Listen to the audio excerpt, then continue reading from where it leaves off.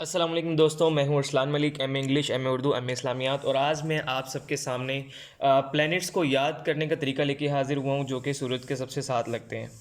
तो उसको याद करने का तरीका है my very educated mother just served us noodles.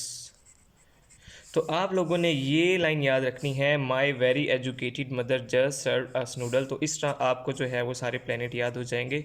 जैसे कि मैं आपको बताता हूँ, माई से आपका बन जाएगा मरकरी, वेरी से बन जाएगा आपका वीनस, एजुकेटेड से आपका बन जाएगा अर्थ, मदर से आपका बन जाएगा मार्स, जस्ट से बन जाएगा आपका जुपिटर, सर्व से सैटर्न, अस से यूरेनस और नूडल से नेपच्यून।